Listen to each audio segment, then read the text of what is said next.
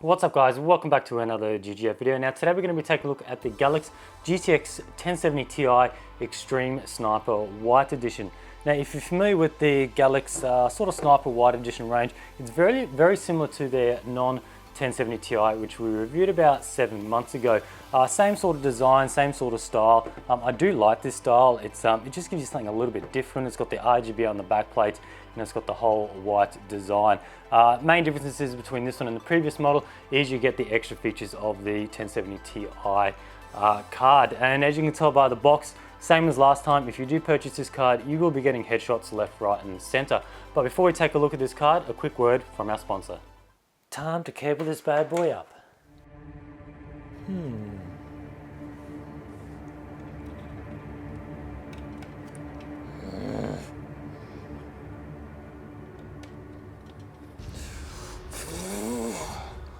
Are you sick of buying poor quality sleeve cables that just don't last?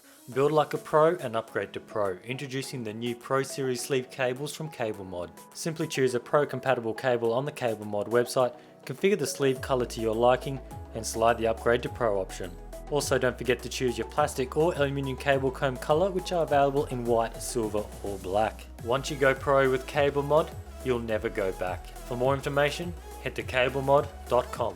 As the GALAX 1070 Ti Sniper White Edition is based off its non-Ti counterpart, we won't cover too much when it comes to the design of the card, as this is exactly the same as the 1070 version we reviewed in the past.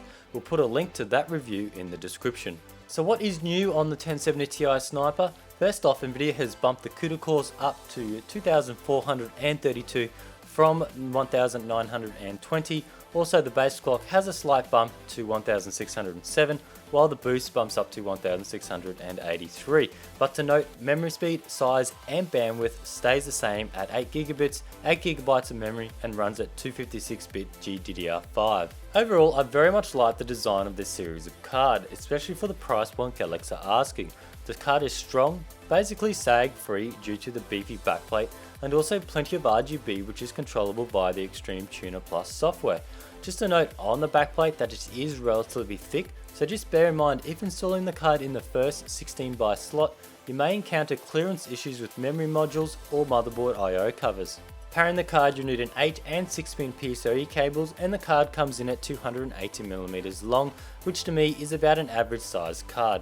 Nothing enormous to encounter any case fitting problems. The card also features fan stop technology, where the fans won't spin until the card reaches 60 degrees. This works well, and the whole time while I was testing the card, the fans only spun while gaming or benchmarking.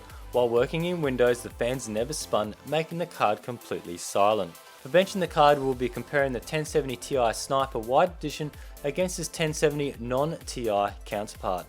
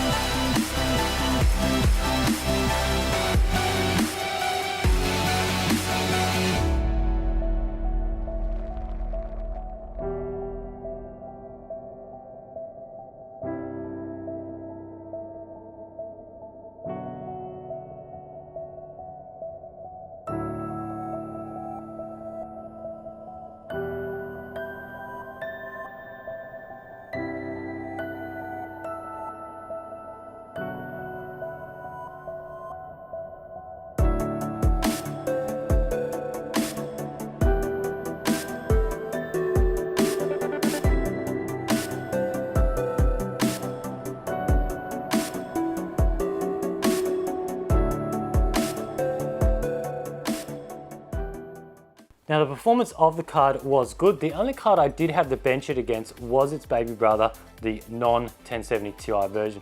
And as you can see, the performance gains over the non-1070 Ti were pretty good all round. Temperatures are pretty much the same. I was kind of expecting that because the coolers are literally identical between this one and the non-Ti version. I do like the RGB. Just have to bear in mind that the RGB is only on the backplate and on the logo on the front. It's not actually on the fans. Same on the previous version. The fans are just static white. You can't control the color of those, but you can definitely control the backplate. The only real concern I have with this card, as I mentioned in the video, is the thickness of the backplate. Definitely bear in mind that if you are installing this card in the first slot on some motherboards, if there's not much clearance between, say, the I/O cover or your DIMM slots, you might have issues slotting this in. So I'm not sure why GALAX didn't just sort of, when the backplate runs all the way to the back, they could have just done like a bit of an indent or something like that. But apart from that, very nice card. Now coming on to price-wise, it's going to be tough to try and get an exact sort of price, especially with this sort of GPU debacle at the moment. It's very hard to review these cards and then sort of rate them as they're going for the price they are. In Australia, this card goes for anywhere from 739 Australian all the way up to 855 or so. Most places do not have them in stock, so it's kind of hard for me to say, well, this is a great price or it's not. But if you can get it for around the $739 mark, PLE did have it for that. It does say pre-order, but if you can get it for around that price, that is a steal because that makes it the cheapest 1070 Ti there is on the market. So price-wise, it's not too bad. It's sort of competing with the prices of the 1070, especially with this card here. Anyway, that's it for this video. I just want to thank GALAX for sending this out. I want to thank you guys for watching and stay tuned for the next video.